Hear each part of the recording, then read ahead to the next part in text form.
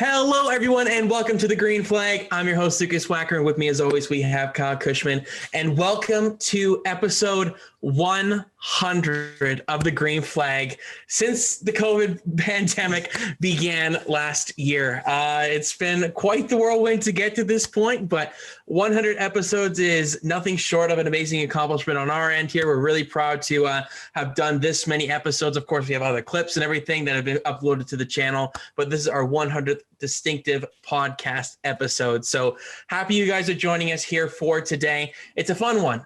We have Atlanta for the second time in the 2021 Cup Series season. Of course, we have our fantasy preview to go along with that, and a couple of news and notes surrounding Atlanta Motor Speedway over their new repavement announcement that they revealed the past couple of days, as well as some SRX news and a little bit of NASCAR Pinty Series news a little bit later on as well. But before we get into all of that, how are you doing today, Kyle? Yeah, I'm doing good. Number 100. We're finally here. It's definitely been a wild ride the past year and some change since we started doing the Green Flag here on YouTube as podcast stuff, crossing over from school. And so it feels pretty cool to be at this point now and channel growing. It's been great to see the growth over the past month or so, which is great to see. But yeah, excited here this weekend. Got some fun stuff coming up. A bit unexpectedly, the last Atlanta race, at least in this configuration, the surface, which I don't know if anyone was necessarily expecting going into this weekend, but we got that on deck. We've also got trucks at Knoxville for the first time on Friday night, which is going to be a ton of fun, but also looking elsewhere. Of course, we don't have F1 or any of the feeder series this weekend, but we do have Formula E back in Brooklyn doing the New York City doubleheader this weekend. So that should be fun as well. So even though no F1 or anything this weekend, after 3 straight weeks, still a very, very fun weekend of racing. We deserve a break from F1 after the 3 straight I think weeks. F1 deserves a break from F1. Yeah, just to, simmer things down a little bit, get you ready for the British Grand Prix next weekend. Of course, we're doing this a little bit a day earlier than we usually record these episodes due to the fact that the Truck Series is racing on the Friday night. We haven't had that for quite some time, where we have a Truck Series race on a Friday or any sort of NASCAR race on a Friday night. So happy to have that back, and we're back to a Thursday episode for the first time in what seems like a very long time. But to start off the episode, make sure to subscribe. We're going to start that off with this one because it is our 100th episode. Give a like on this video if you enjoyed it. We really, really appreciate it. Like Kyle said, the growth has been phenomenal over the past couple of weeks, and we really appreciate all your guys' support. So stay tuned. Fantasy previews coming a little bit later on, but let's get into the news and notes. And we'll start off with Atlanta Motor Speedway. It's a big one. It's been speculated. It's been talked about for many, many years. When are they going to repave it? How are they going to repave it? What's the track going to look like when they do finally repave it? And that has all been really announced by Atlanta Motor Speedway. In 2022, we will have a new version of this track. They are changing the banking on the corners from 24 degrees, what we have now, to 28 degrees. It's going to maintain and its D-shaped look to it. It's not going to go to like a Homestead or the old Atlanta form where it's just kind of a big old oval. There's actually a D-shaped part of it with the tri-oval still remaining with this one. But this is the big part here in terms of how they're making the track look. Decreasing track width everywhere. Front stretch is going from 55 inches to 52 feet. Sorry. Yeah. Inches would be very impressive. Feet. Sorry. Excuse me. And then back stretch 55 to 42 feet. And then in the turns, this is the big one, 55 feet to 40 feet everywhere on the corners. So 55 feet is all around the track. It's even in that respect. Now they're really changing it up and making the corners a lot less width-wise. And it's about 2.5 car widths less than what they have now. So it's a drastic change here by Atlanta Motor Speedway. A lot of these calculations and these numbers that they came up with came from iRacing and due to simulations and everything like that. So lots of different things to dissect here, Kyle. It also came to light that they didn't really consult the drivers at all on this decision as well. You think they would know best, but apparently they view that what the drivers necessarily want is maybe not what the fans want. So pretty bold statement there by Atlanta Motor Speedway to come out with that in their press conference here. It's been 20 plus years in the making, this repavement, and we're going to have a new looking Atlanta Motor Speedway come the 2022 season. So like Kyle said, this is the last time we are seeing the old Atlanta for 20 plus years, probably, until they have to repave it again, because it's been a fun track for sure. But what are your thoughts here, Kyle, on the drastic changes Atlanta Motor Speedway is making? Yeah, so we knew that this was coming at some point. It was just a matter of whether it would be full reconfiguration, just a repave, all this kind of stuff. For starters, it is going to be unfortunate to see this current Atlanta go, though it is this kind of cookie cutter D-oval shape. Just the abrasive surface and the amount of tire fall off we see is so unique across NASCAR. Like even with the 550 horsepower package, where for the most part you can keep your foot in it, all this kind of stuff, in the first race this season, between the start of the run and the end of the run, we saw 1.8 seconds of tire fall off, which is something you don't see anywhere at NASCAR currently. So going to be unfortunate to see that go. But I think the big thing here is just kind of looking at what Atlanta's wanting to do in kind of with the next gen car. And what they're doing here is they're making the track narrower. They're making the banking steeper, so it's easier to keep momentum, easier to keep your foot in it. And by making it narrower, you don't have the ability, when you get those runs like we currently see with this package, to toss it 3 wide or even 4 wide at some points, like we can see. They want it to be basically a mini Daytona or mini Talladega, where we see pack racing, where we see pushing, this kind of stuff. And so by making the track narrower, by increasing the banking, you're going to increase the likelihood of pushing, of pack racing, this kind of stuff. Whether it actually works on track or in sim or anything like that remains to be seen. But this is kind of the direction that they're going for. And it's unfortunate to see, because we know that across all basically Twitter, from drivers, all this kind of stuff, isn't the direction we'd like them to go. But from the SMI or the tracks or anybody else, this is the direction that NASCAR wants to go in. They want this kind of close racing with big crashes, this kind of stuff. At more than just Daytona, Talladega, they tried it with the 550 horsepower package. It hasn't necessarily worked the way that they wanted it to in some respects. That's why we've seen at all-star races and whatnot, where they've tried a bunch of different stuff to try and keep it even closer, slow the cars down even more. And so the hope with this Atlanta reconfiguration and repave is to keep them closer, to make it more of this pack race. It's unfortunate to see, because we're losing a really unique track as it currently is. Even though it is that cookie cutter shape, the abrasive nature of the racetrack is unique in that regard. And whether we see more tracks go this route, because like we've seen Auto Club, they're a track that some people have had some complaints about. They're going to a short track, so they're going completely away from the surface, versus Atlanta, who is just trying to reconfigure their current track in a way that lends more to this next gen car, rather than completely changing the entire kind of look of it, even though it is a pretty significant change. So interested to see how it goes next year, but definitely disappointed. And you can see the driver reaction and fan reaction as well as disappointed in this as well. Now, they could get to the track and it could be great racing. It could be really entertaining, stuff like that. But at least for myself, I feel like 4 super speedway pack racing races is enough throughout the year. I don't really want more than that, because as we've seen with some of the other stuff that NASCAR has tried, when you give the fans, or when you give the schedule or whatever it is, too much of one thing, then it loses its luster. And I'm concerned potentially into the future that if more tracks try to do this, maybe we lose that luster of super speedway or whatever it is. But remains to be seen if we actually do get that pack racing and whatnot at Atlanta. It could be they want it to happen and it doesn't work out that way, like we've seen with the 550 package. But definitely disappointed to see this is the direction that they're going in. I'm pretty upset. I think a lot of people are. I think that's pretty much shared across most of the NASCAR community, drivers, fans, everybody basically, that, you really care for an opinion really matters to you. It's a difficult situation that Atlanta's put themselves in.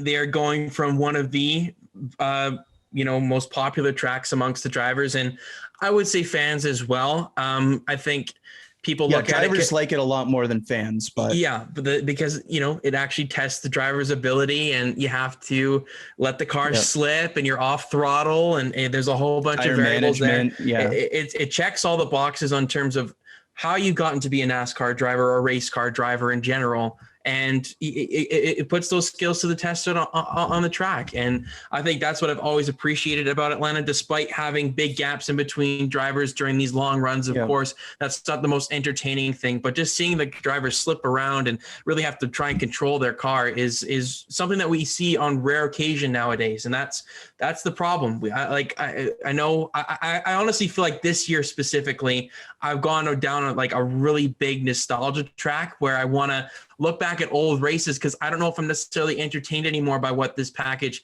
has to bring. There's a couple of races, of course, that they're going to be entertaining and whatnot, but this change is going to really impact how the mile and a halves and tracks kind of go from here. I'm shocked that Atlanta's decided to do something like this, because if they haven't learned anything from Texas Motor Speedway, you're never going to learn anything. And I don't think anybody's really a big fan of repaved tracks. We're not going to know the potential of this thing until at least probably 4 or 5 years down the road. Look at Kansas. That took a couple of years for it to really mature, and kind of it's now blossomed into something really, really pretty entertaining on a consistent basis. We look past the playoff race last season with Joey Logano and Kevin Harvick, but beyond that, Kansas has done a pretty decent job at getting multiple grooves going, give the drivers a lot of maneuverability. It's a pretty racy racetrack. This kind of move right here, I think it lends itself to Atlanta going in that opposite direction from what Kansas has kind of done. You're getting rid of the Harvick line, so-called, with having to roll it into the bottom and let it just stick on the white line. You can't really do that anymore. You got to really try and drive the car in as much as you can and hope it sticks, and just keep it full throttle, essentially. I think it really just limits the driver's ability to try multiple lanes. That's what's so great about Atlanta, is you have to ride the seam a little bit. You can't get on the seam. And that's what's just been spectacular racing when we see the drivers at their full handful, really. Like, they can't do much more than what they're doing at Atlanta. It's really entertaining. In the final laps, we saw that between Blaney and Larson in the first race earlier this season. That was a really entertaining battle, because it was at the end of a tire run. They were struggling massively, both drivers, and it's the one that actually managed their tires a little bit better, who made the right adjustments and everything. That's what it was all about, and I think that's what we're really going to be losing with Atlanta. Of course, you're probably going to have to repave it at some point, but the fact that they decided to repave it this way is, in my opinion, a really wrong step in what the sport is trying to do long-term here. This is a very short-sighted move on Atlanta's part, that it's built for this next-gen car. And then, we've seen a cycle here where it's about every 7-8 years or so until a next generation of car comes out. I don't know if, Atlanta by then, it would just kind of be scratching the surface a little bit of what its full potential is with the track and everything. So having 2 race dates most likely next year is going to be very fascinating to see how much difference it is between the 2 races, between the spring race and most likely a summer race where we have it right now. And if both remain in the regular season as well. Yeah. I think they're really trying to make Atlanta almost become that next playoff kind of track in the mile and a half. They're trying to lean it that way, I think, with this repave, trying to build it to that. But when you look at what the best mile and a half track is on the calendar, there's no debate. It's Homestead Miami Speedway, right? So nobody wants to reconfigure or have something that looks like it either. Like, it makes no sense. It's a beautiful track. I think everybody is in agreement on how well of a racing product it is. It was the perfect championship finale. Yeah. They've made some questionable calls here lately with some of these tracks that I think fans had no problems with, but now they're not really adjusting to the tracks that fans do have problems with. So it's a really tough balance, and they're trying to do too much. I feel like right now they have to just listen to the fans a bit more, listen to the drivers specifically. I think that they're, as much as the drivers want input, I do think, the sanctioning body is going to have a bit more input than what the drivers is. But the fact that they really just didn't really consult them at all is very discouraging, in my opinion. That, the drivers should matter. The youth of this sport should matter with this kind of forward generation that we're trying to push. Chase Elliott, William Byron, all these kind of young guys that are going to be here for many, many years to come. We need to talk to them. We need to know their opinion. What do they think the sport should look like? What do you think what should the veterans that are going to be leaving the sport in 5 to 6 years time, what do they want the sport to look like beyond their time in behind the wheel of a race car? There's a whole bunch of factors here that they just didn't really take into consideration, at least from an outsider's perspective. Of course, there's stuff behind closed doors that we don't know specifically, but I'm nervous. I am nervous that this is, the beginning of a really dark path that NASCAR and these kind of tracks are looking towards. I hate to say it, but it ain't the beginning. We're in the middle of it. Yeah, that's true. I don't know what kind of track would be necessarily next in terms of a repavement. Of course, you mentioned Auto Club there with an entire full reconfiguration. I would say beyond this, it was like the last one to kind of get repaved for a little bit here at least. So hopefully that's a bit encouraging. I don't know if you have any I was trying to think. I couldn't think of any that obviously come to my mind initially, but I just really don't get, based off of how much people love Homestead Miami and how Homestead Miami was based off of the original Atlanta, why you would reconfigure it and put this much change and stuff into making it this kind of next gen only based thing, which is hoping for this one specific thing that we might not even get from it, versus trying to make a second Homestead again and kind of bring that second great mile and a half back. And so I think another thing that I have a big problem with this is that it's so specific to NASCAR. Like IndyCar can't go here. Another racing series isn't going to go here. That's true. And when you look specifically for IndyCar's case, how poorly things have gone in recent years with Texas Motor Speedway, they're going to be looking for another mile and a half to go to. And whether they end up going to Homestead or somewhere else or whatever, just with how Texas, that relationship has gone with the PJ1, everything like that, it could have been an opportunity for Atlanta to figure something out in terms of their reconfiguration, repave, and have something that works for great racing, not just great for this next gen idea or whatever it is. So it's definitely unfortunate to see like that. I am fascinated to see how these changes impact the racing, because it isn't a guarantee that it's going to be super speedway-esque pack racing or anything like that. So really, really interested to see, for starters, when it becomes available on iRacing and people get to try it out and test it out and things like that. When we get to see it in person and actually finished, I think their plan is to have it finished by October or something like that, so they have time to do tire tests and whatnot. They start construction on Monday. So, exactly. So it's quick. As soon as the checker flag drops, they're bringing in the bulldozers. Yeah. So I'm interested to see how it actually works out. But again, not very optimistic about it. I don't like the direction they're going. I think there was better routes to go with it.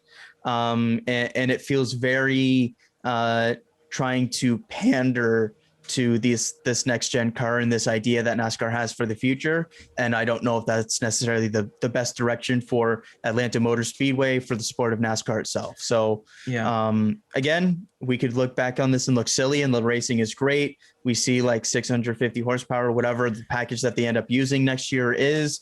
And it's great racing and we all look silly or whatnot. I just don't think that's necessarily the most likely scenario.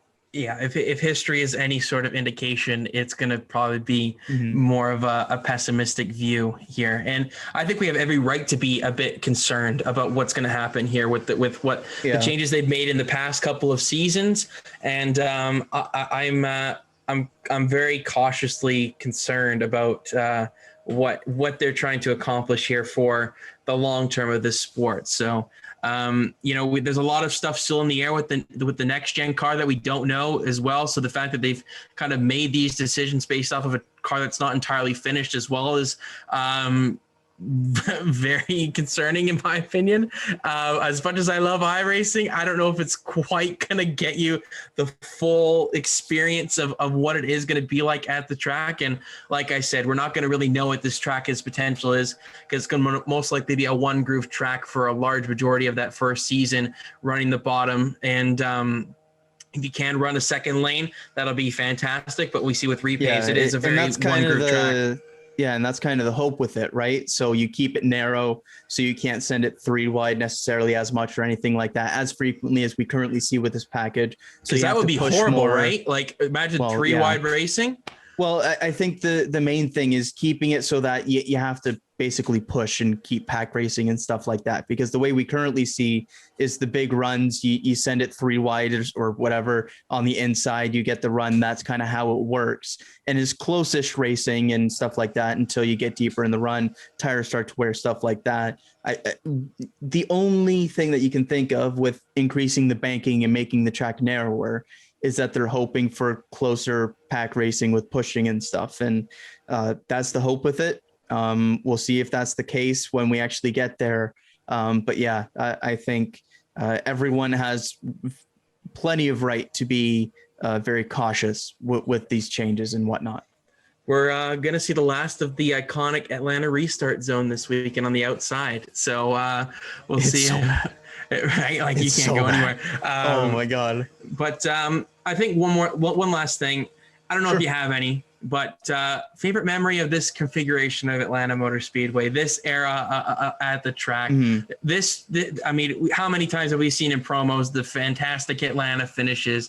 You know, it starts back in 01 with obviously Gordon and Harvick, and we've seen Edwards and Johnson here. Like, there's been quite a few different moments. Of course, the Johnson and Gordon battle back in 2011. So there's been a bunch of different things at Atlanta, but is there anything that really sticks out to you over this past configuration? Yeah, I think my favorite, and even though I didn't see it live, it's one of my favorite NASCAR highlights of all time. And even though my guy is on the losing end of it, is that Harvick win over Jeff Gordon back in 2001, just because of what it meant for NASCAR in general, having Harvick win after the death of Dale Earnhardt, taking that seat, all that kind of stuff, but also just kind of a next generation driver for kind of this 2000s era, a new guy stepping in, having that kind of performance against Jeff Gordon, and just the finish itself. It's just such slow car is going to be in the way. Such a great moment, such a great finish. All of it just kind of encapsulates everything that you would want out of a NASCAR race and a NASCAR moment. So that's probably the one that first comes to mind, even though it isn't one that I got to see live, of course, because I was less than 1 year old. That's a fair one. I am in complete agreement with you there. Like I mentioned as well, I think the Johnson and Gordon one is just going to go down as one of the craziest or most fun finishes. Like, it was just insane. I think Alan Bestwick's call with it adds to it as well. Him just laughing because it is hysterical just watching these guys slide around. These are apparently the 2 fastest cars on the track, and they look anything far from it. They're basically like halfway sideways in the corners.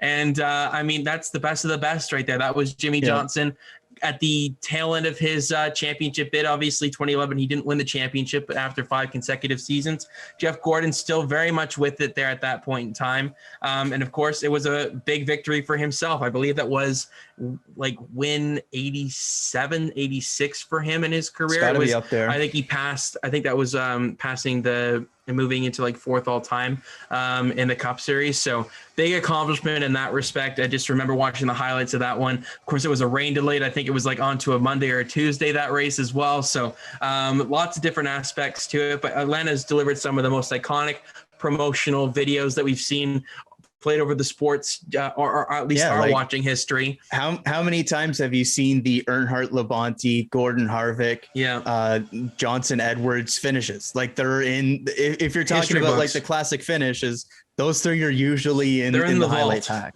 Yeah. And so absolutely, there's been some absolutely great moments with this configuration. And as the track has worn and worn and worn, we knew that this would be eventually coming. We just didn't necessarily know when. So, of course, the reconfiguration, everything isn't what people were hoping for when we got to this point. But I do think it is important to at least appreciate this upcoming weekend and get one final run with this kind of unique, wore out, brutal racetrack that is awful to drive on. And that's why drivers love it. Yeah, exactly. 400 miles compared to the 500 that was earlier on the season. So going to be a little bit less of a shorter race essentially this time around. So for Kyle Larson's favor, let's hope that's the case basically after what happened to him.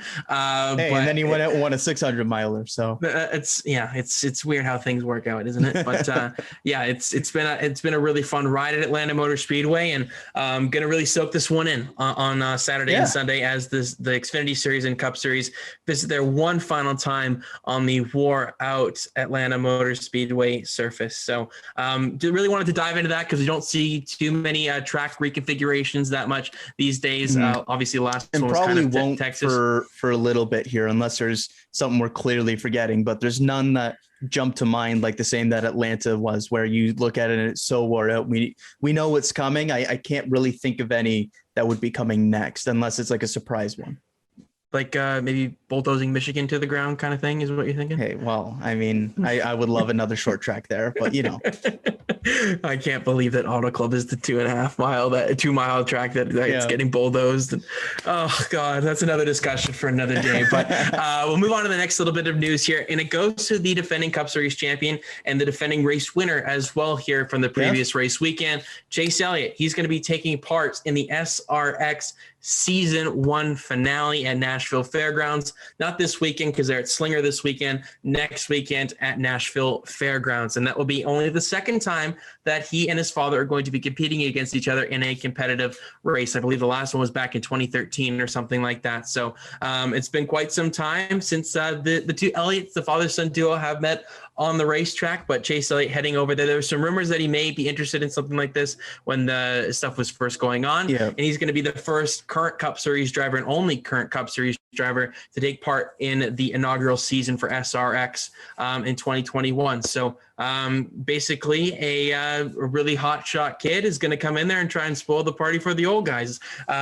He sounds like Kyle Busch essentially in all the lower series, but I'm kidding. But for Chase Elliott, I'm really looking forward to seeing what he can do. How much of a difference is there in terms of pace between the basically the hottest driver in NASCAR top competition compared to some of the biggest names that there ever was in the NASCAR competition in all forms of motorsports essentially too. So Chase Elliott, Kyle, going over to SRX for a one-off.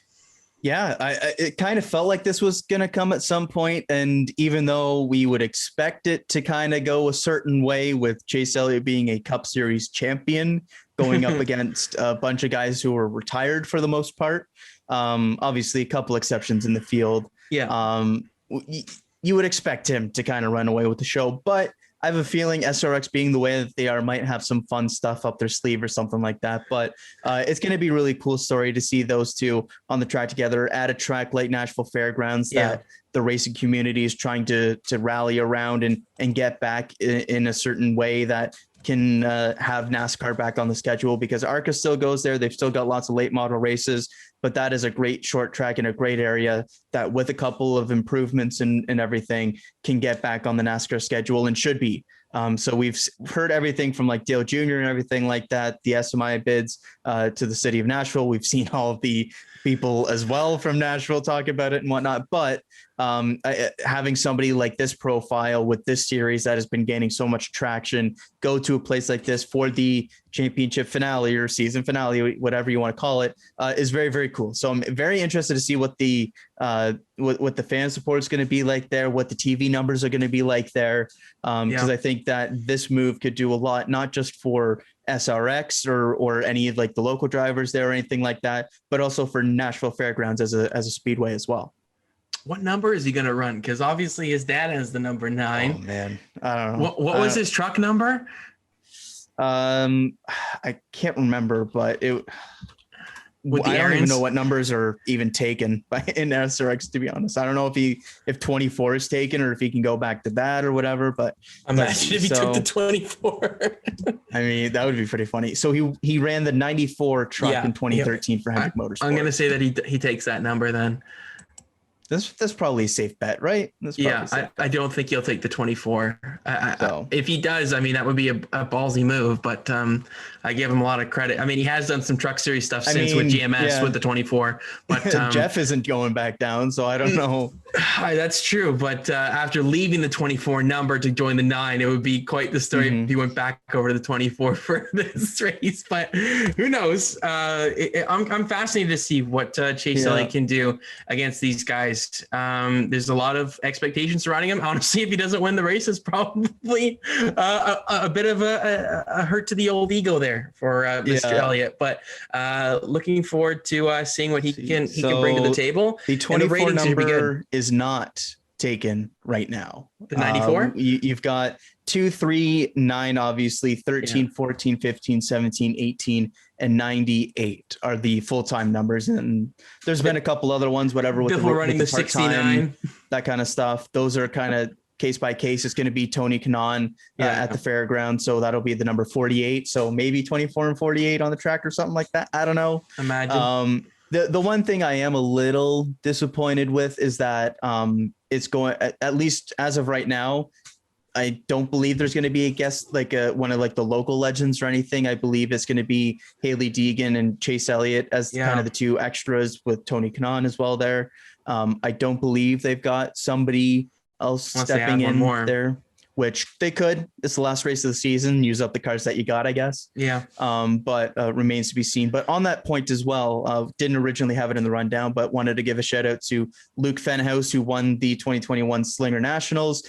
Going to be a guest racer on Saturday night in the Slinger SRX race. That was kind of the thing that SRX had going on with Slinger Speedway there, where the winner of the Nationals would get a spot in the SRX race if they chose to accept it.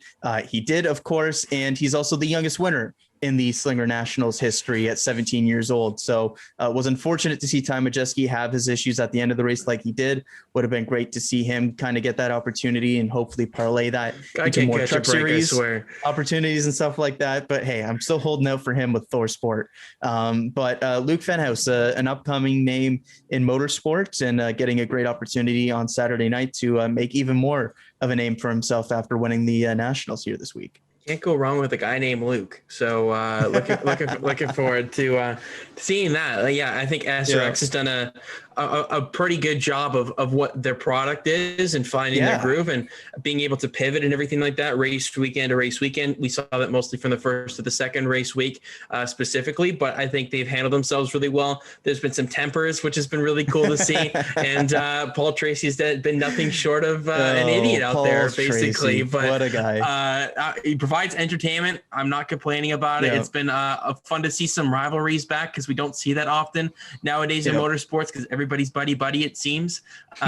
So it's nice to see these old guys kind of go out there, and we're not talking about the super truck race at Mid-Ohio, that fight. We're talking about like real arguments here. So Australia does the super trucks better anyways. But just quickly on that, I do think that, as you mentioned there, SRX has been finding their groove, and I've really appreciated it this year, because it's the series that brings you in because of the big names that are involved, but they also give the spotlight to some younger drivers or some local drivers who have the opportunity to who, if they perform, make a name for themselves and get these other opportunities. Like, we're going to see Doug Coby in a truck at Bristol later this year for GMS. Like, he's going to be in a top truck. Don't forget that rotation truck for GMS is the truck that won at Bristol last year with Sam Mayer. So that's going to be a great opportunity for him. We've heard a ton of stuff with Ernie Francis Jr. about potentially getting an opportunity. We saw Marcus Lemonis tweet about that after his win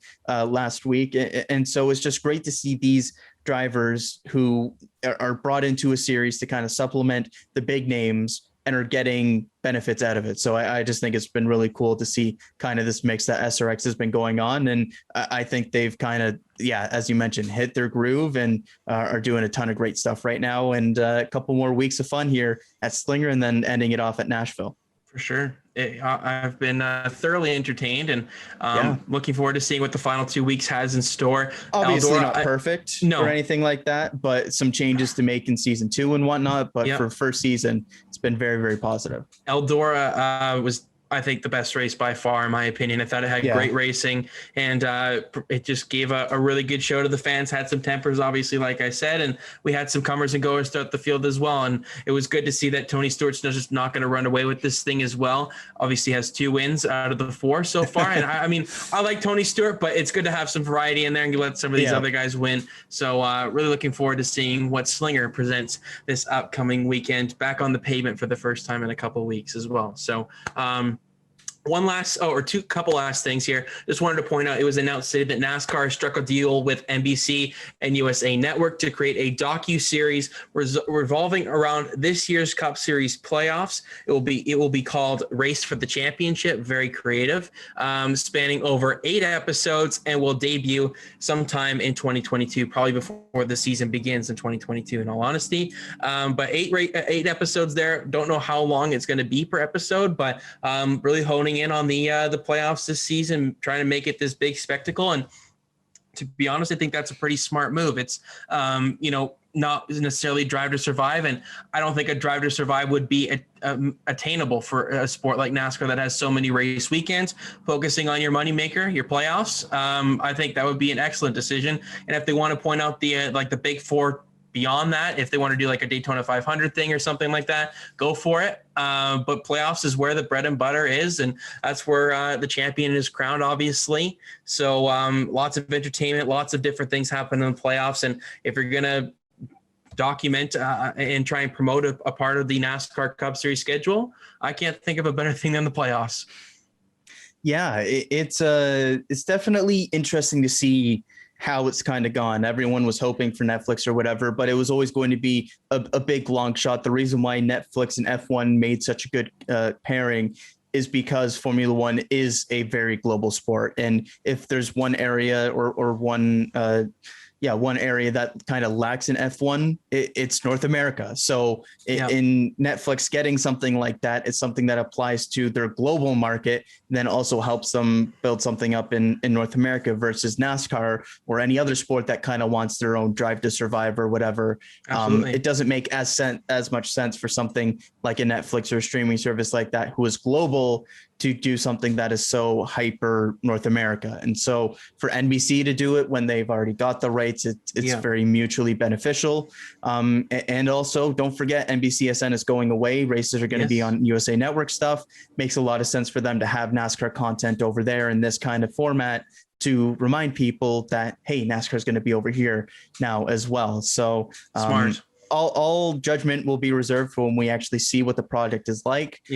Because if it is kind of this cringy kind of thing, then obviously nobody's going to really like it. But if we do get true behind the scenes looks, kind of looks into personalities and stuff like this, like we get to see from the F1 post-race coverage would be nice that we're going to get, that's going to be the big thing there. So a lot of people have been asking for it. We're going to get something like it. There's plenty of sports that have had their own kind of Drive to Survive stuff that hasn't done as well. Like just look at the NHL, for example. They've had plenty of Winter Classic coverage. They have their own Stanley Cup stuff. Looking forward to that Maple Leafs one, All or Nothing one as well. That's going to be a tire fire. But like there's tons of sports that have had their own equivalents that haven't done as well, or haven't gotten into the mainstream like F1's has. That's what people are going to be hoping for. It won't happen, but let's just hope the show is kind of that level like F1's is, because that's what people have been hoping for. They want the behind the scenes stuff. Essentially. Exactly. Right? I don't want it to be goofy. I don't need it to be a comedy show here. So I got high hopes for it. I got high expectations. And I'm cautiously optimistic, because I think that NBC being involved in the NASCAR side of things, having some of the people that they have over there as well involved in their NASCAR stuff, could be promising going into the future. Definitely. And the last little bit of news here, Kyle, revolves around the Pinty Series. Andrew Ranger is going to be running the full Pinty Series season that begins on August 1st. And he's also going to be taking part in an Xfinity Series race for his Pinty Series owner, Rick Ware, that he's going to be doing the New Hampshire race in that number 17 car that has had all 3 manufacturers so far this season. So we'll see which one comes out of the roulette wheel for this one at New Hampshire. But Andrew Ranger, Kyle, pretty cool that a fellow Canadian is going to get a shot here at a decent level. Yeah, it's great to see him back. He took the last Pinty Series season off because of COVID, stuff like that. So he's coming back with a new team in the Pinty Series as well. I know people like to make a lot of jokes about Rick Ware Racing, but it is really cool to see them be so involved in so many different motorsports. When you look at their involvement in IndyCar, in the Cup Series, in the Xfinity Series, even going overseas to Asian Le Mans, like they have a little bit of racing everywhere. And even though it might not necessarily be the highest level in each of those, certain ones are better than others. it is so cool to see somebody have such an interest in racing that they look to do as much as they can. So obviously we would prefer to see them maybe have like one Cup Series car. That's a lot better than the 4 back markers they have, stuff like that. But in the Pinty Series, they're going to be a competitive team with the past champion and consistent race winner like Andrew Ranger. And it's also great to see them giving him a shot in that Xfinity Series car, because we've seen a bunch of the different Rick Ware guys getting that 17 car points this season. I hope he gets a road course at some point, because we've seen him have some very strong performances in what was then the Nationwide Series and stuff in the past. I think about the top 5 at Gilles Villeneuve, stuff like that.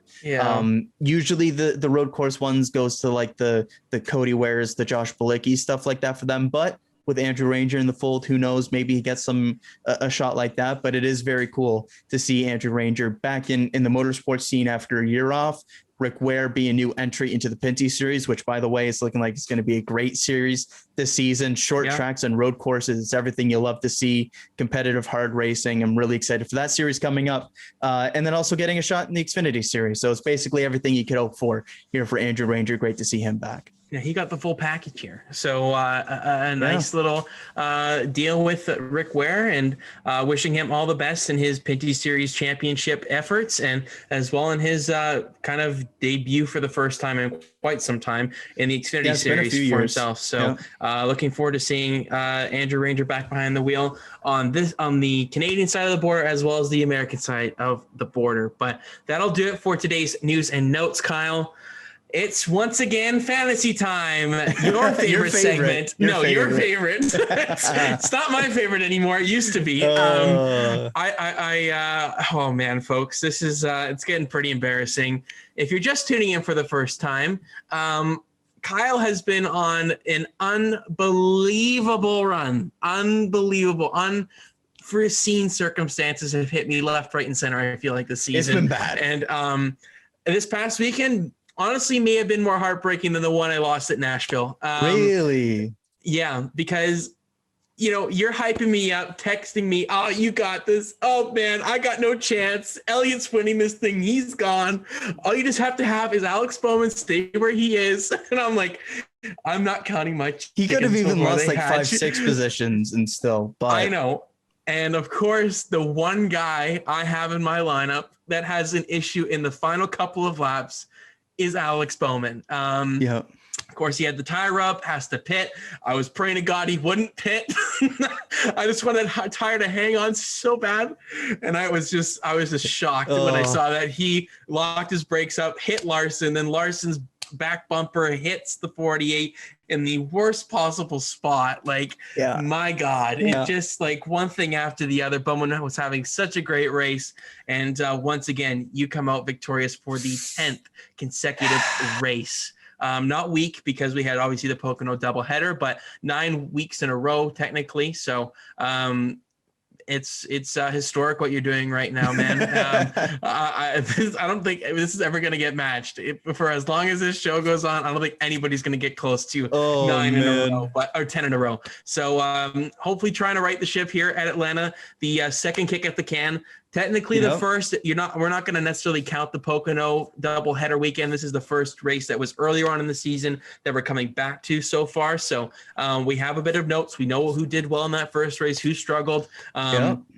So there's a semi-practice section, if you will, but 100 there's miles stuff to less. Go off of from this year. Exactly. So 100 miles less. We're in obviously the heat in Georgia in July, so that's going to probably impact the track conditions just that little bit more than the cool March temperatures that we do usually see there. So lots of different variables to consider here, but at the end of the day, the fast cars will prevail here at Atlanta on the last time on this configuration of track with the Repave imminent on Monday, basically when the start when it starts. So you kick us off, Kyle, with your first pick, as we have the Truck Series returning this week. So unlike last week, that was not the case.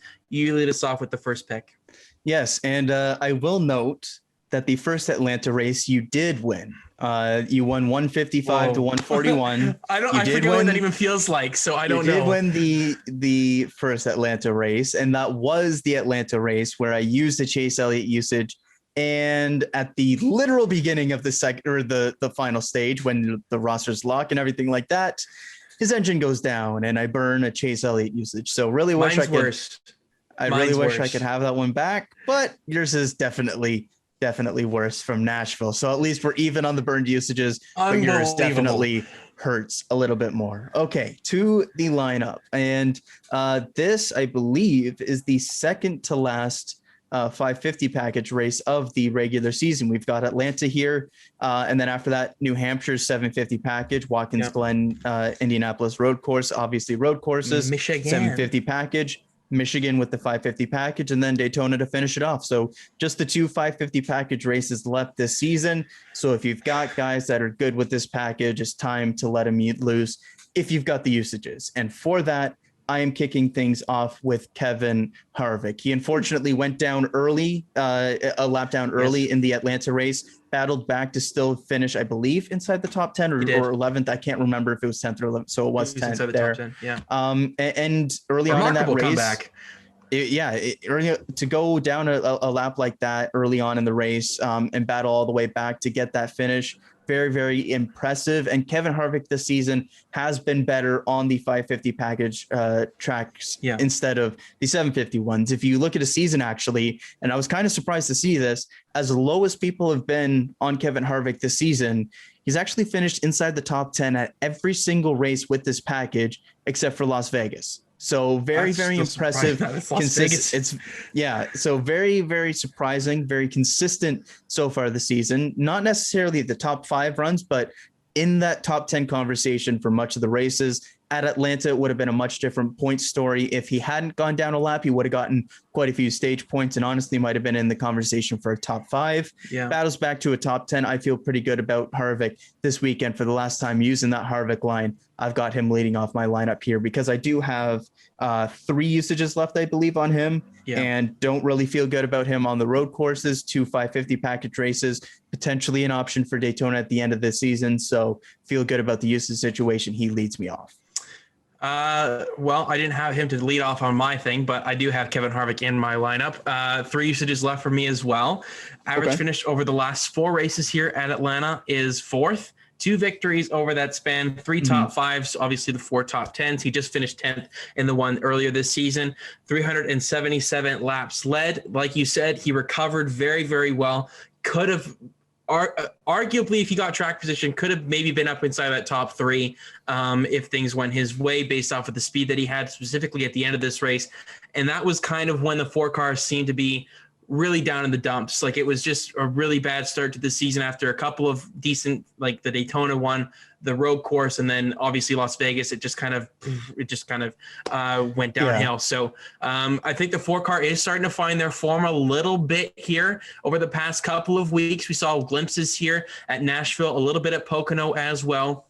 There's some hope here with Kevin Harvick, and he's definitely going to be in my lineup. He is starting 21st. They're going to have to make up some track position here from the get-go. But with 3 usages left with Kevin Harvick, it's a no-brainer for me to play him here this weekend. I really like the 4 car, to be honest. I think there's a lot of speed here. I don't think anybody really gets around Atlanta better than Kevin Harvick, given if he has the right car, he can run that bottom line like nobody's business. And he's almost in his own zip code a lot of the time. So give Harvick the track position as long as he stays on the lead lap and everything kind of goes to plan. They have some notes to pull from, of course, earlier this season, and it seemed like he was on the right track at the end of the race. I think the 4 car has got quite a bit of potential here to do well this weekend at Atlanta. For my second selection, I'm going with the guy that dominated the spring race, and that's Kyle Larson. I've got 3 usages left on him. I've been very, very gracious with how I wanted to play them. I've been saving one specifically here for Atlanta and a couple more a little bit down the road here. Average finish over the last 3 races here, 7.67. 1 top 5, of course, finishing second, just falling about 10 laps short of a victory here in the spring. 411 laps led, and he starts 6th, so really good track position off the get-go. Expect him to get to the front fairly quickly. And honestly, I would not be surprised if we see a 60-point day out of Kyle Larson come Sunday. It was definitely within the realm of possibility when looking at how fast and how dominant he's been on the 1.5 mile tracks this season and the 551s in general. And I'm expecting Kyle Larson to be the car to beat by far this weekend in Atlanta. Yep, they've just been a step above everybody else with this package. And honestly, for most of the season as well, I've been sitting on 2 Larson usages since Charlotte, actually, the Coke 600. I've been really waiting it out until we got to this point, and absolutely using them here this weekend as well. Even though I've only got the 2 left, Atlanta was one of these ones that I was waiting to use him on. It was just a stellar performance last time out. And it's not just like this was a one-off. He had strong results in 2019 and 2018 at Atlanta as well. So coming back after 2020, didn't race there, 55 points, should have probably, if he didn't burn up the tires as much on that last run, won the race. Blaney, of course, got him on that last stage. But Kyle Larson, just otherworldly this season with this package. He's 47 points has been his average with this package. It's mind-blowing. The second best has been Kyle Busch this year at 43.8 points on the average. That's 4 points better per race. It's craziness from Kyle Larson this year. Crazy to say, though, he hasn't finished inside the top 10 in every one because of that Kansas shenanigans on those last restarts. He just drove through Ryan Blaney. Felt bad about Atlanta, obviously. But for Kyle Larson,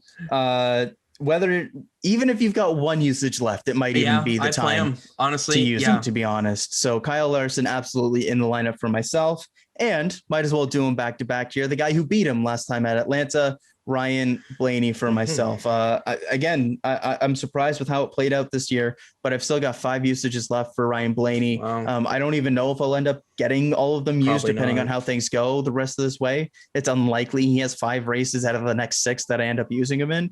But for Ryan Blaney, there's no reason for me not to have him in. He obviously won the race. He was consistently in the top 5 as well. Like this, it wasn't like he just got him on that last run. He was had consistently the most points actually in that race as well.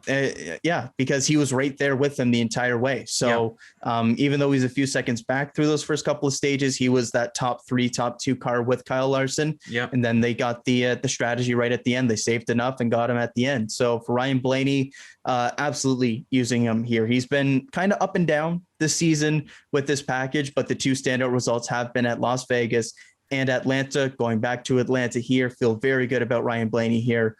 So he's going in the lineup for myself as well. Yeah, he did well at Kansas too. Obviously, Larson in his numbers there really just kind of went downhill because of that. They're going to look worse but they should have been in the top 3 at the end of that one if they didn't wreck each other on the restart, essentially. But I'm as well going with Ryan Blaney. Absolutely, I feel really confident in the 12 car. I'm disappointed that he hasn't had more wins, only the 1 on the season. I thought we'd really see Blaney at maybe like 2 or 3 at this point, but I'm not going to necessarily put that on Blaney. I'm going to put more on the Penske stable as a whole because they haven't been overly consistent whatsoever this season on any form of track. So, but over the past 4 races here at Atlanta, he's got an average finish of 9.75. Of course, the victory here in the spring, 2 top 5s, 68 laps led. He starts 16th, so going to have to make his way up through the field just a little bit. But I'm confident that Ryan Blaney is going to get the job done and get another solid and most likely lead the Team Penske trio there at Atlanta this weekend based off what we saw in the spring. So for my next selection, I'll go with Alex Bowman. I feel I'm going back to him, and he let me down last week. I'm giving him a second shot.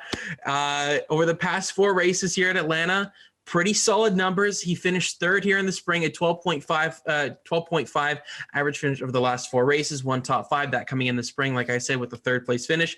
He does start 17th. So a couple of these guys are going to have to work their way through the field in the early stages of this thing to try and get those stage points. But with the tire fall off, there's potential here that they could make up some ground and some pit strategy as well with just trying to maybe beat the front end of a green flag cycle as well. There's potential with that, I think. And And I really like the 48 car. He's been decent on the 1.5 miles so far this season. And I have the usages. I've got 3 usages left. So when I look at the remaining tracks, yeah, I think I can definitely let a Bowman usage go this weekend. And he'll probably get me a pretty solid 35 to 40 point day if all things go according to plan. Alex Bowman is an interesting one. I'm up in the air on Alex Bowman right now. Okay. He had the really solid run at Atlanta there. The previous results at Atlanta weren't as good. So I'm going to go to a guy for this next pick who was a guy that, if he hadn't had any trouble, probably would have had a very, very strong day at Atlanta the first time out.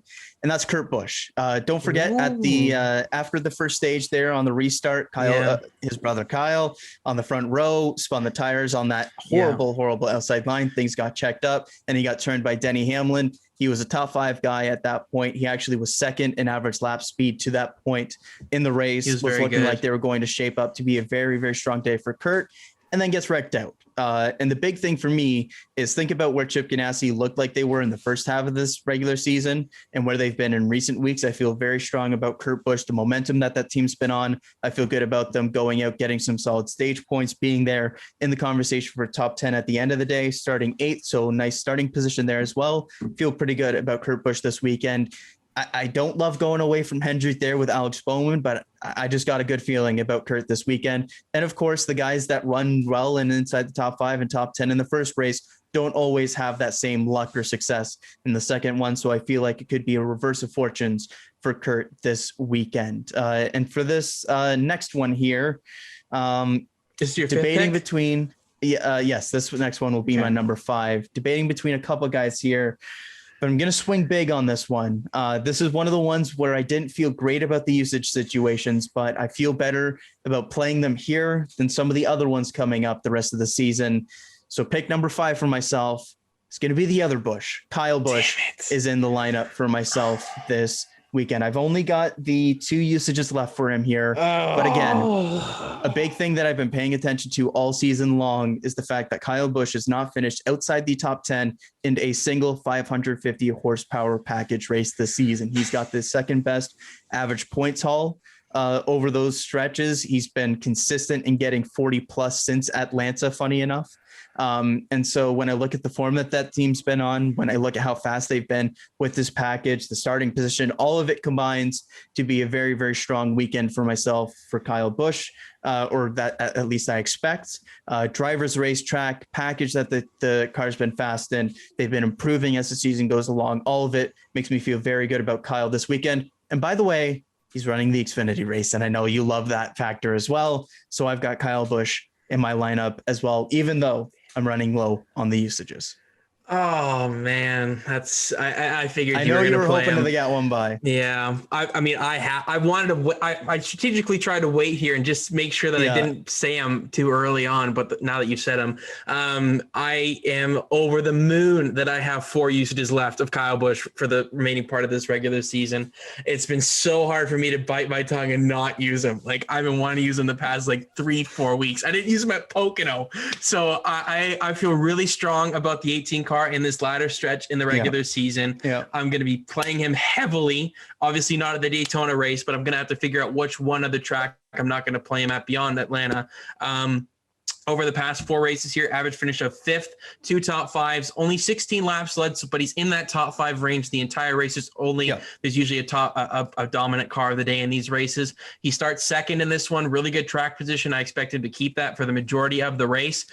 He had some sort of issue in the spring. I forget what happened, but he had to recover and he still got back to the top 5 at the end of the day there as well. That's right. So I feel really, really good about the 18 car. I think he could have been up there with the likes of Blaney and Larson if he didn't have whatever happened in the spring. I just forget what happened, but I think the 18 car is going to be one of the cars to beat for sure. If anybody's going to rival Kyle Larson, it's between Harvick and Busch for me this weekend. And I'm on to my last pick. So this is a tough one because this is when it gets interesting. Yeah. So you used Kurt Busch. I really, really like that pick. I can't say that enough. But I can't pick him really. I could, but you wouldn't have Bowman in your line most likely.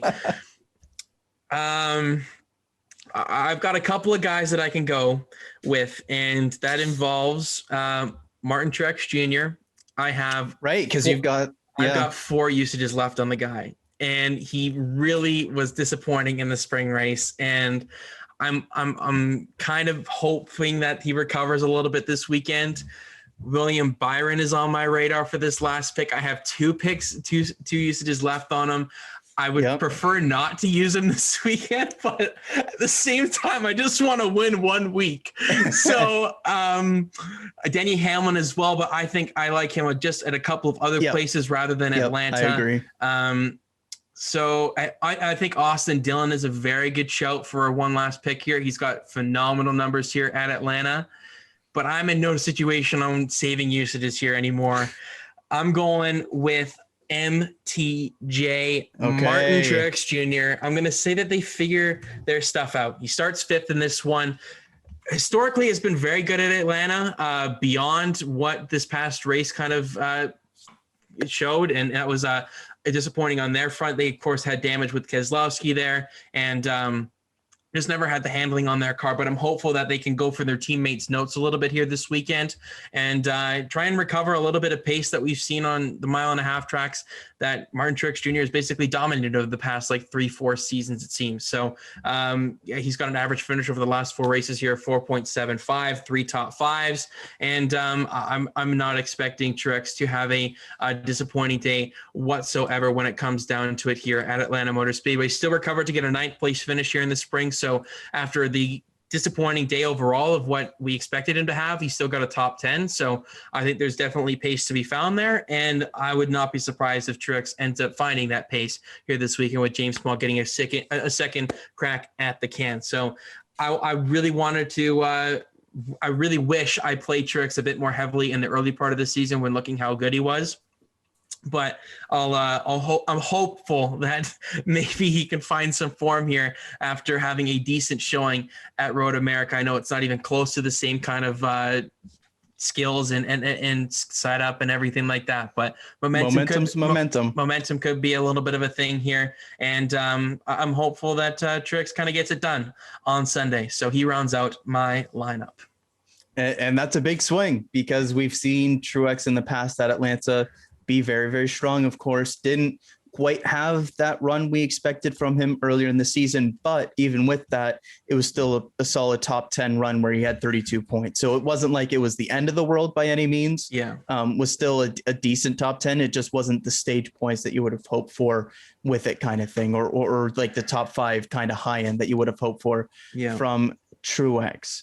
I am not going to go with Martin Truex Jr. though. Jesus. I've got 3 usages left on him, 2 road courses. Could use that other one this weekend, but I think there's another place that I'd rather use it.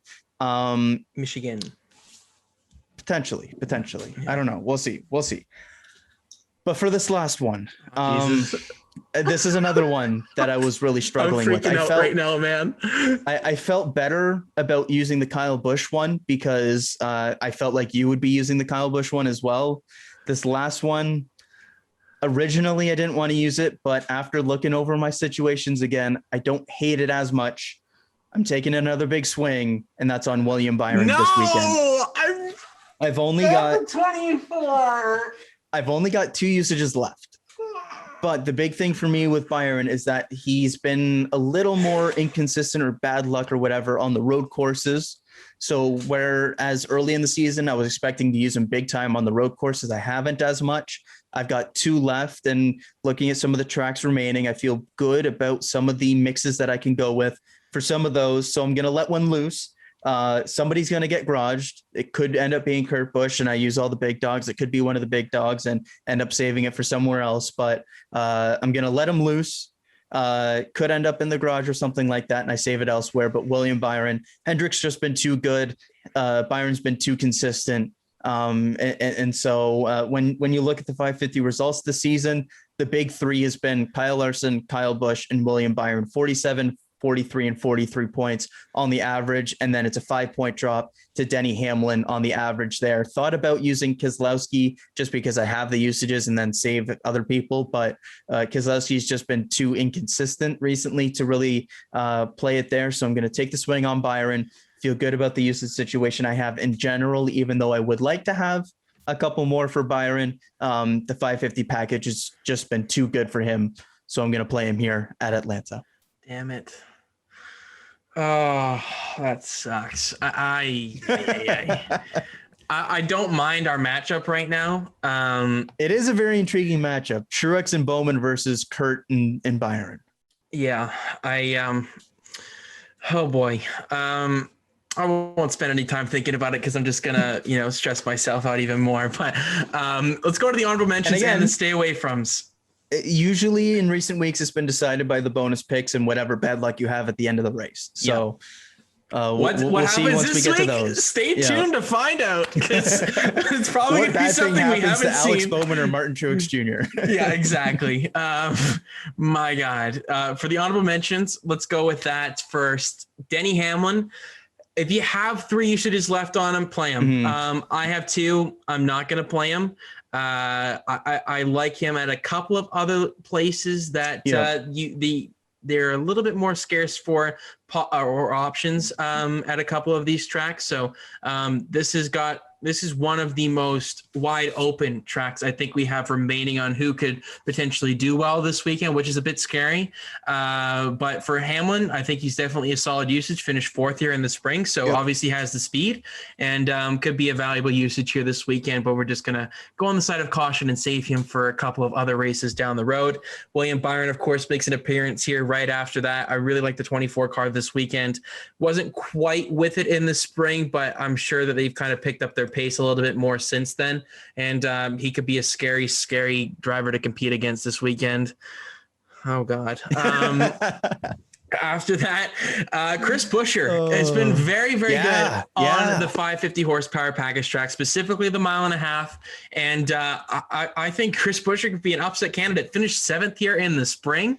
I mean, this guy could be a guy that gets you some good usages. 35 points in the spring. Like, that's I'm really good numbers. Chris Buescher shout out. Chris Buescher with this patches this season has more points than Joey Logano. Yeah, exactly. I think that's all you need to hear for both how good Chris Buescher's been with this package and also maybe how far off that 22 has been. Yeah, exactly. And next on the list, Christopher Bell.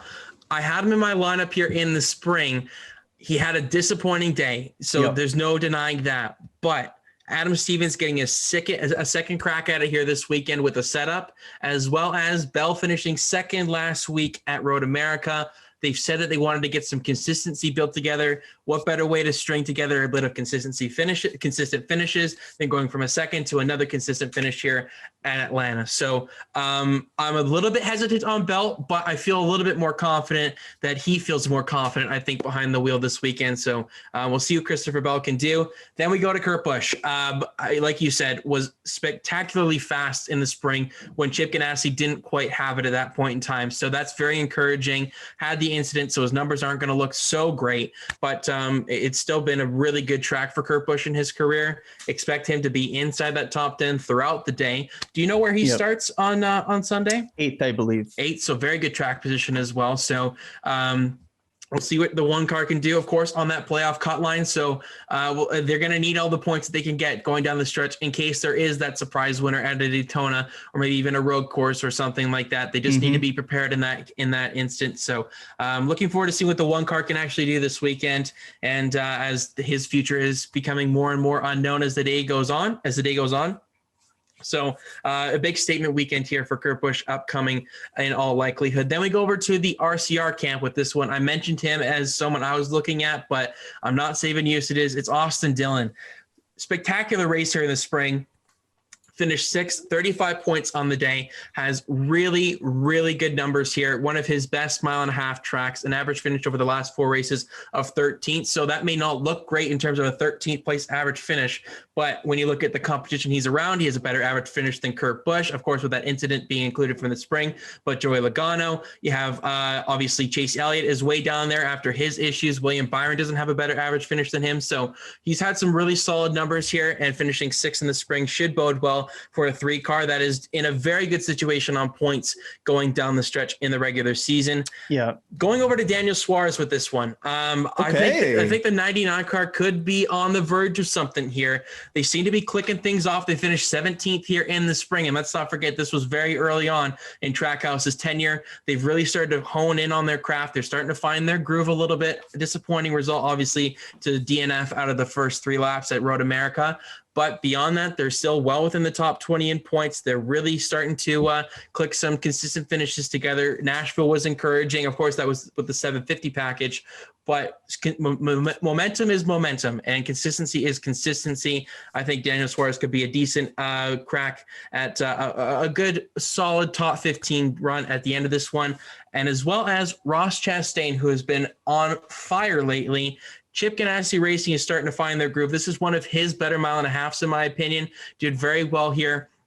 I feel like he had a couple of issues in the spring. I think he had a penalty or something that pushed him back. I think he was around that top 12 range or something. Yeah, I'm still ended up with 23 points. So still a really solid points day, especially when you remember where that 42 was at in the first part of the season. But yeah, man, they've just been on fire. So exactly. Definitely like that shout. That'll do it for the honorable mentions, though. But really wanted to give Ross Chastain a quick shout out. Yeah. Stay away from. I've got 3 this weekend. 2 of them come from the Team Penske stable: Joey Logano and Brad Keselowski. I'm a little surprised by the Keselowski one, but I'm interested to hear what you say. Okay, so Joey Logano, self-explanatory. He's been absolutely terrible with the 550 package. It's been a disappointing result, but now you see where their priorities are this season. The championship is decided. The final stages of the season are decided on 750 tracks. They're trying to find their groove there. But even then, they're still not at that top tier range of the 750. So they have some work to do over that 22 camp. And his only win of the season so far comes at the Bristol Dirt. So a very obscure track compared to anything else that we have. That's crazy. He's been actually had a pretty dismal season by Joey Logano's standards, making the championship 4 last season, obviously. It's been a rough go for Logano, to be honest, since his 2018 championship. I got to be honest. It's been kind of one thing after the other, it seems. Hasn't been able to find that consistency. So it still blows my mind that he's a Cup Series champion. But anyways, we go over to Brad Keselowski. I know the numbers may go against this one, but this guy has been really, really poor over the past 2.5 months. Ever since the rumors came out about Roush, and his basically confirmed moved over there as a driver / co-owner of that team, they haven't been able to put the results together. And I think that's very concerning if you're a Brad Keselowski fan, that they've had no speed whatsoever. They've been nowhere near the top. I'm going to look past Pocono, despite, having a decent kind of run there overall. You kind of expect that. You kind of expect that from Brad Keselowski at Pocono. Been a pretty good track for him so far in his career. But saying that, Brad Keselowski should be a top 5 contender at a track like Pocono, and he's just not been on that kind of run lately. So with a 550 track coming up this weekend, he has been okay, but he hasn't been phenomenal where I feel like, I'm going to plug him in my lineup and he's going to definitely get me some points. There are some way better options that are at a even less usage situation than Brad Keselowski right now. He had issues in the spring that really prevented him, but before that, wasn't really inside the top 10. So I don't think the 2-car has much going for it right now. And momentum is something in this sport. I'm nervous for Brad Keselowski coming down the stretch here, going into the playoffs. If they can't get this ship righted, they're going to have nothing going for them, it seems. But then again, we've seen some guys trickle into the playoffs on a slump, and then they find their groove. Yeah, exactly. So it's been a really rough go for Brad Keselowski, but maybe they're ready for playoffs and they're not really worried about it since that Talladega victory. So Penske's wins have come at various obscure places so far: Talladega, Bristol Dirt, and then Blaney in the last 10 laps at Atlanta. Been a really kind of up and down year for their results. And lastly, 7th, 8th, and 10th in points as well for those 3. And lastly, Tyler Reddick. He just has not found his groove here. And I mentioned Tyler Reddick because he is inside the playoffs right now, and I think he probably could maintain that. But this may not be the weekend. He's got where a pretty good gap. He really builds on that gap. If it's going to go, it's probably going to go down this weekend when you look at Kurt Busch and Chris Busch's results on the 1.5 mile tracks this season. I don't know what it is about this place, but Reddick just hasn't found a groove so far. Wasn't really there in Xfinity Series competition either. It was more of a Christopher Bell type track than a Reddick track. So I know I didn't mention Chase Elliott on either of these lists. I couldn't figure out where to put him. I think he's in his own stupid category where I don't know what to do with Chase Elliott. He's a question mark category for me this weekend because of the blown engine. But for Chase Elliott on the 1.5 mile tracks, it's been decent, but it is nowhere near what Kyle Larson has been able to accomplish. And no, it hasn't. I would honestly lean towards putting him in stay away from, just based off of the road courses coming up over the next couple of weeks. And there's a track named Michigan that he has done very, very well at as well in his career. So rumor has it. It's going around the garage area here, but that'll do it for the honorable mentions and stay away froms. Your thoughts, Kyle, before we get into the bonus picks? Yeah. I'm a little bit higher on Brad Keselowski this weekend, even with kind of the inconsistency, ups and downs and whatnot this season.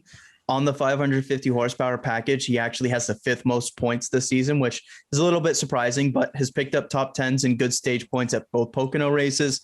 Kansas and Las Vegas had the issue at Atlanta, which prevented them from being top 15 to top 10 contender there.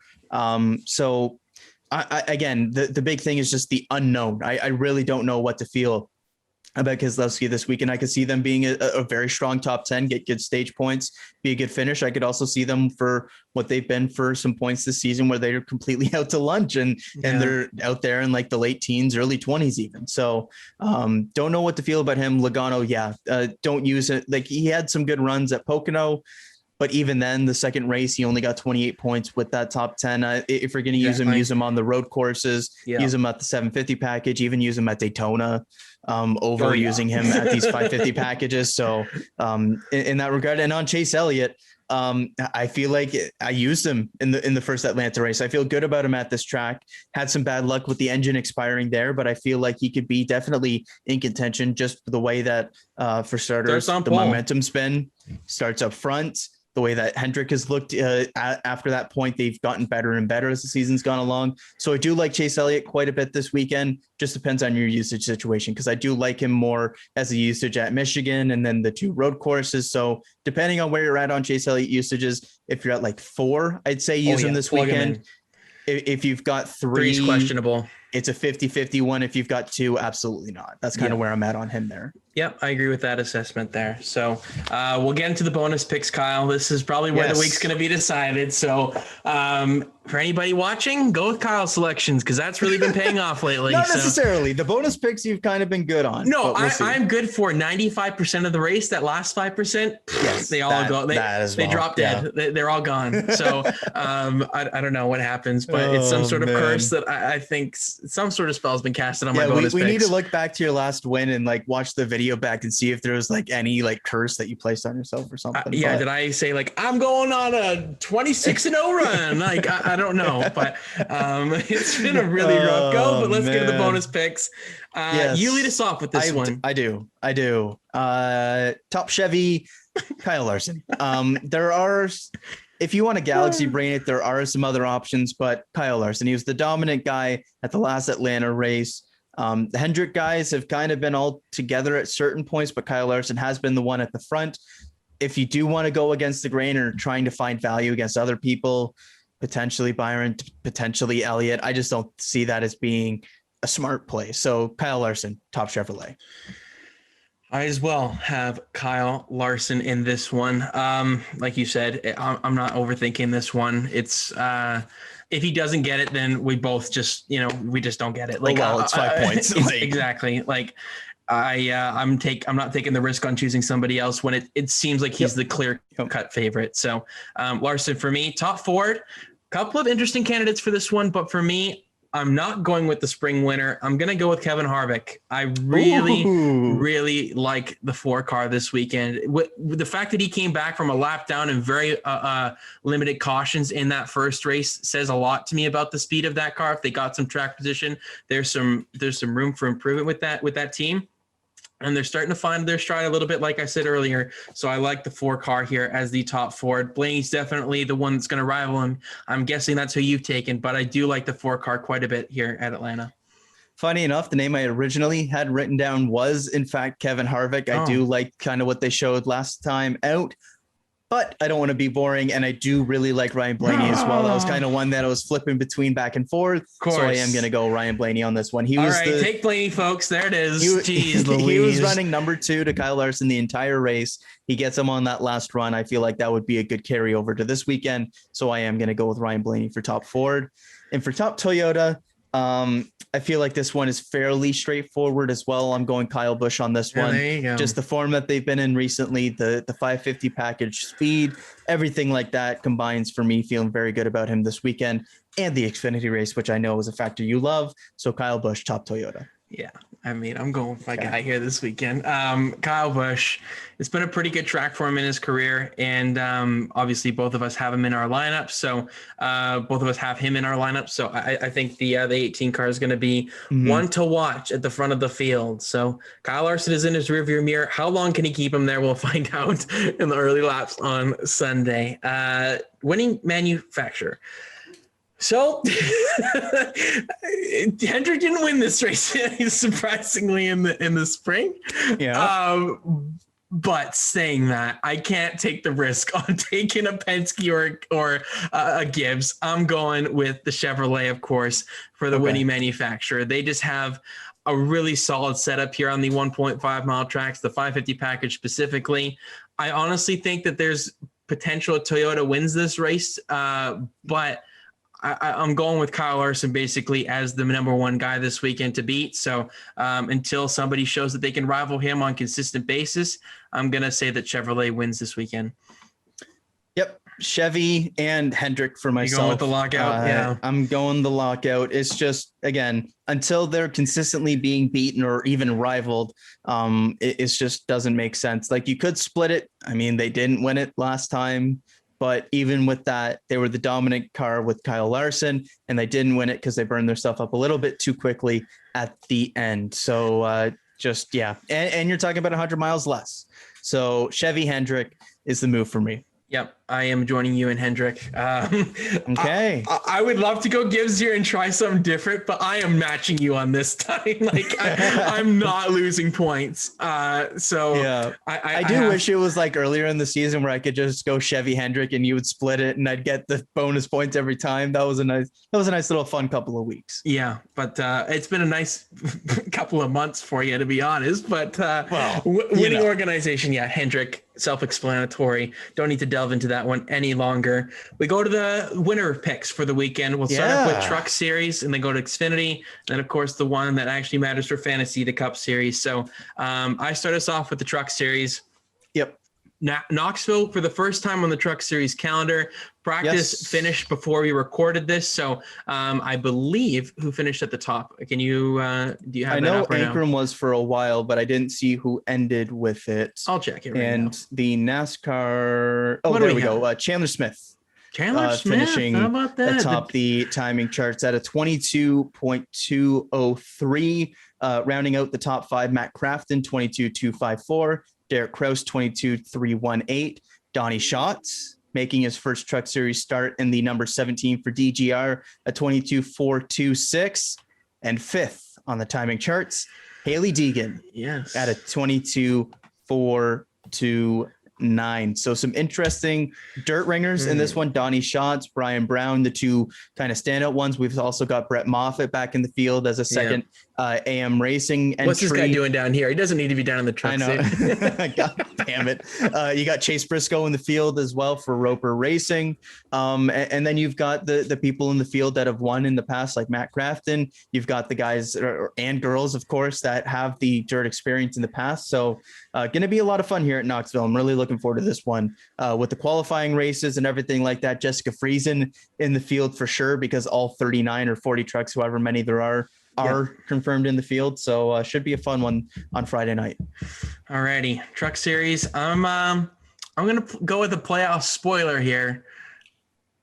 Hailie Deegan. You're doing it? Yeah. Oh, he's doing it. Oh, man. Let's do it. Wow. She did get a couple of extra laps here, of course, in the SRX series. I believe she finished third in that one, or finished. I think she got second on Ernie Francis. She got the second there. Yeah, she got past Ernie Francis and then Stuart won. But let's go with it. Let's go bold.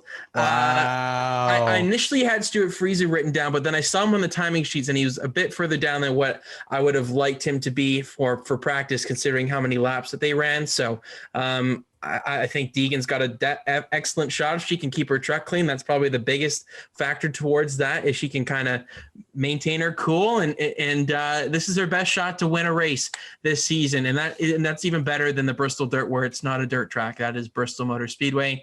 That's not dirt. So this is your standard dirt track. She has a couple of laps around here, of course, and she's a dirt specialist by nature and by youth and growing up and everything like that from her dad, obviously. So I think Hailie Deegan has an excellent shot. So why not? Let's just go with the lady to get it done at Knoxville.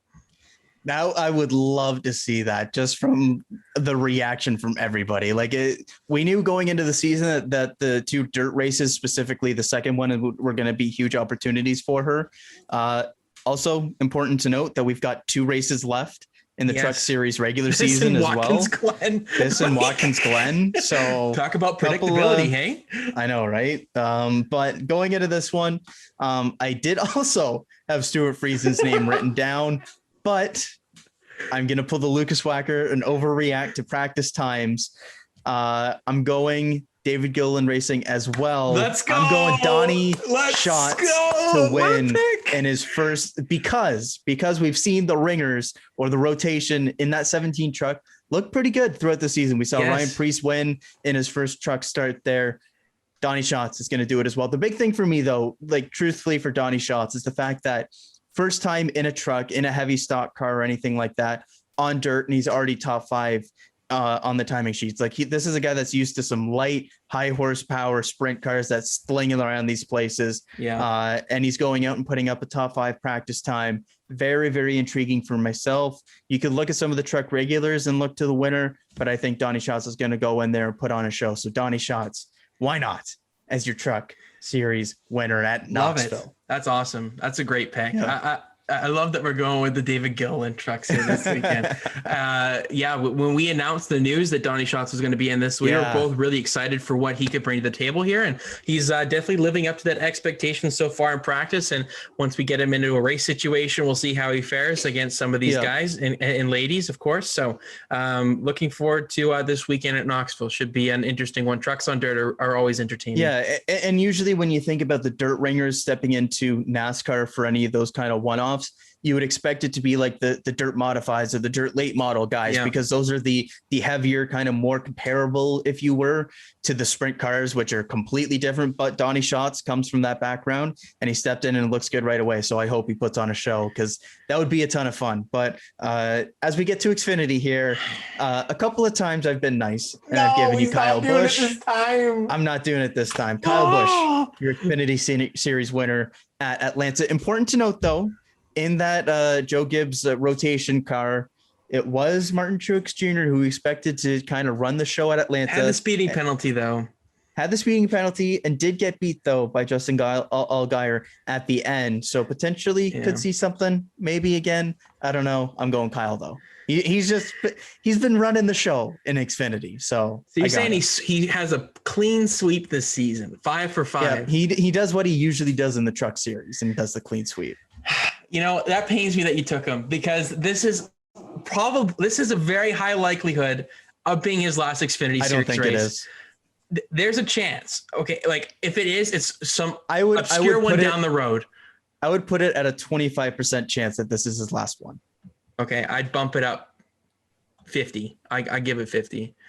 Really? Yeah. See, because I think that just because it didn't stop at the clean 100, I don't know if he'll do like the full 5 or whatever. He couldn't stop at a full clean 100 though. But I know. But just because of the circumstances, I don't think you'll be as necessarily pushed towards stopping completely. And with NASCAR looking to add more and more new tracks, new circuits, stuff like that, I do think the benefit will still be there for him to do so in certain races. So I don't think that this will be the last one. To contradict your point there, he did say in a kind of a press thing with Bob Pockrass thing that, he wouldn't really consider running new tracks if they did come, because the cars are going to be so different now. And there's no real comparability between the Cup Series next gen car here and the current Xfinity Series car. When he said at Road America, they were basically identical, with the Cup cars going just that little bit faster, right? So I think there's no real need for him to get experience from an Xfinity Series race necessarily anymore, as much as I would love to see him whoop these kids' ass on Saturdays. It's an unfortunate end if this is the end for Kyle Busch, because it's been, for me as a fan, it's been fun to watch him in the Xfinity Series. So I mean, for myself, I would love to see that fourth JGR car be a full-time driver, such as John Hunter Nemechek, but we'll see. I would be fine if they ran the Cup Series guy in the 81 on a couple of weekends. We saw them do it with Ty Gibbs this weekend. That could be something to do. I think that would be if it's going to happen, it would be that sense. So it's a bittersweet ending if this is the case. So I'm honestly hoping Kyle Busch goes 5 for 5 here this weekend in the Advent gum machine here. Nice green looking car. Back to kind of a throwback to what his double mint cars looked back in the day. So but for my selection, who's upsetting Kyle Busch?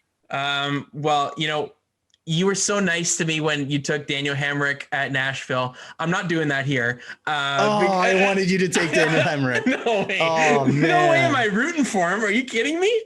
He hasn't won a race so far. I'm going strong with my predictions. So I'll if we're talking about predictions, shall we talk about Riley Herbst? Or? I was just about to say Riley Herbst.